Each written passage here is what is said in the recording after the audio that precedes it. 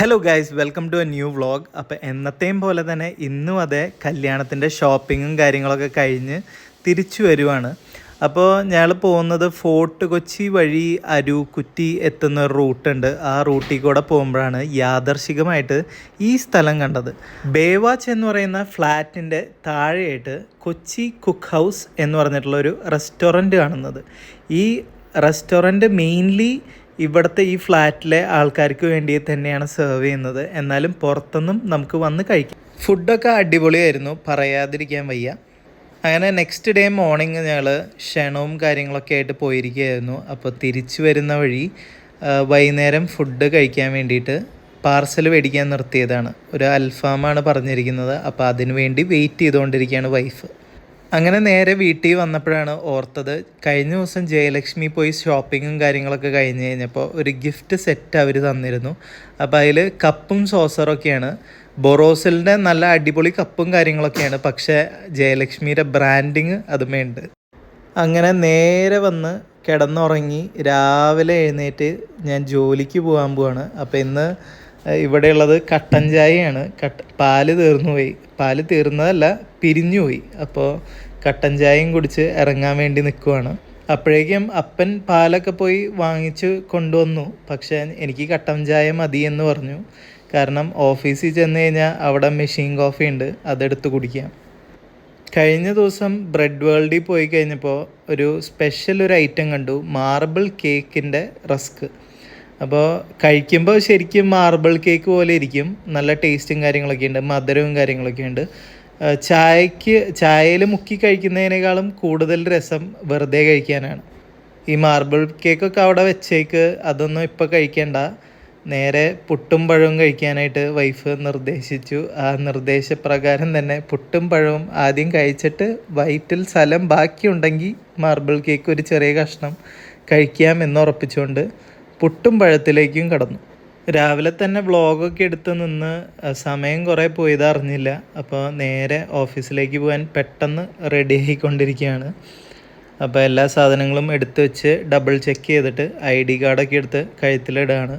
ഈ ID card കണ്ടു കഴിഞ്ഞാലാണ് നമ്മൾ ഇൻഫോ പാർക്കിൻ്റെ ഉള്ളിലേക്ക് കടത്തി വിടുള്ളൂ. അപ്പോൾ ID കാർഡൊക്കെ ഇട്ടിട്ട് വേണം ഡെയിലി പോകാൻ വേണ്ടിയിട്ട്. പുറത്ത് നല്ല മഴയാണ്. അപ്പോൾ പോകാനൊന്നും തോന്നുന്നില്ല, എന്നാലും ജോലി ചെയ്തല്ലേ പറ്റൂ. അങ്ങനെ ജോലിക്ക് പോയിക്കൊണ്ടിരിക്കുകയാണ്. ഞങ്ങളുടെ ഓഫീസ് ബിൽഡിങ്ങിൽ തന്നെ പാർക്കിങ്ങും കാര്യങ്ങളൊക്കെ ഉണ്ട്, പക്ഷേ ലിമിറ്റഡ് നമ്പർ ഓഫ് പാർക്കിങ്ങേ ഉള്ളൂ. ലേറ്റായി ചെന്ന് കഴിഞ്ഞാൽ പാർക്കിങ് കിട്ടില്ല. അപ്പോൾ പുറത്ത് എവിടെയെങ്കിലും ഇടേണ്ടി വരും.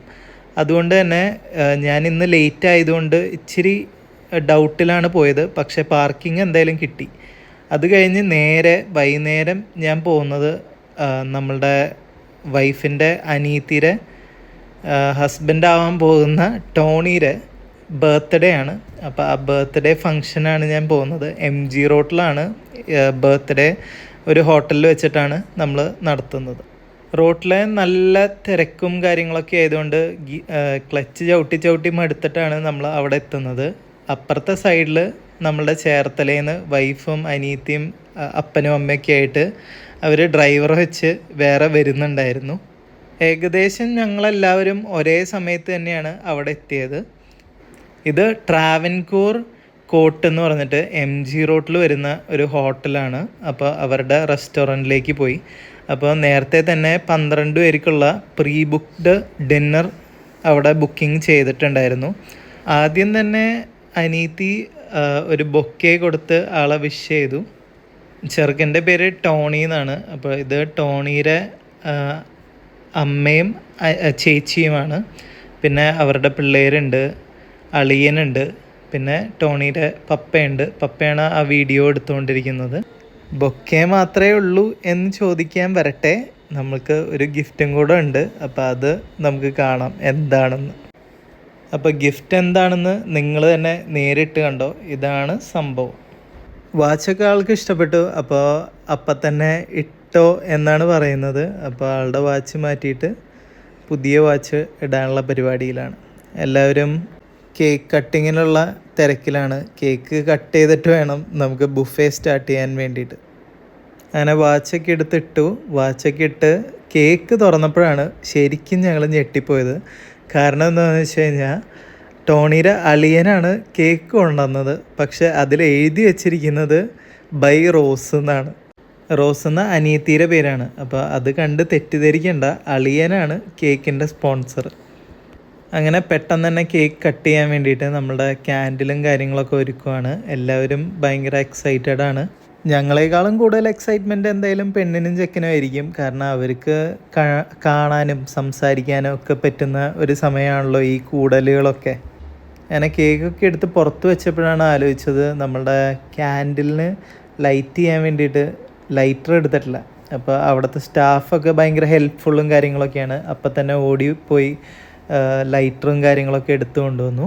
അപ്പോൾ ഇതാണ് നമ്മളുടെ മൊത്തം ഫാമിലി ഒരു ഫോട്ടോ എടുക്കാൻ വേണ്ടിയിട്ടുള്ള ഒരു പരിപാടിയാണ്. അപ്പോൾ എല്ലാവരും ആ സൈഡിലോട്ട് പോയി.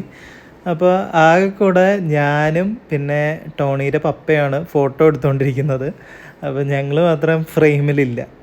അങ്ങനെ കേക്ക് കട്ട് ചെയ്ത് ആദ്യത്തെ പീസ് തന്നെ റോസിന് കൊടുത്തുകൊണ്ടാണ് ടോണി തുടങ്ങുന്നത്. അപ്പോൾ റോസും തിരിച്ച് ടോണിക്കൊരു ചെറിയ പീസ് കൊടുത്ത് ഇനി ഓരോരുത്തരും ഓർഡറിലായിട്ട് പീസുകൾ വാങ്ങിച്ചുകൊണ്ടിരിക്കുകയാണ്. എല്ലാം ഫോട്ടോ എടുക്കുന്ന ചുമതല ഞങ്ങൾക്കായതുകൊണ്ട് ഞങ്ങൾ ആ ഫോട്ടോയിലും വീഡിയോയിലും പെട്ടില്ല എന്നുള്ളതാണ് സത്യം.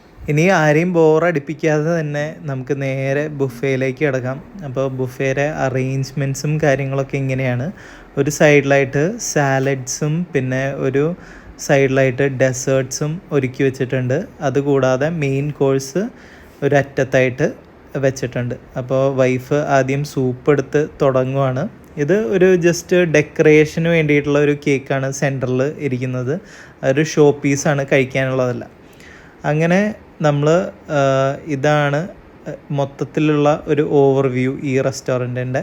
അങ്ങനെ എൻ്റെ പ്ലേറ്റ് കൊടുത്ത് ഞാൻ വന്നിരിക്കുകയാണ്. ആദ്യം തന്നെ ഞാൻ എടുത്തത് ജിഞ്ചർ ചിക്കൻ ഓയിസ്റ്റർ ആണ്, പിന്നെ ബീഫ് സ്റ്റീക്ക്, പിന്നെ 2 വീറ്റ് ആൻഡ് മൈദ റൊട്ടീസ് ഉണ്ട്, അത് 2 എടുത്തു. ഫുഡ് എടുത്തു കഴിഞ്ഞപ്പോൾ പിന്നെ വ്ളോഗിൻ്റെ ഇൻട്രസ്റ്റ് ഒക്കെ തീർന്നു. നേരെ നിർത്തി ഫുഡ് അടിക്കാൻ പോവാണ്.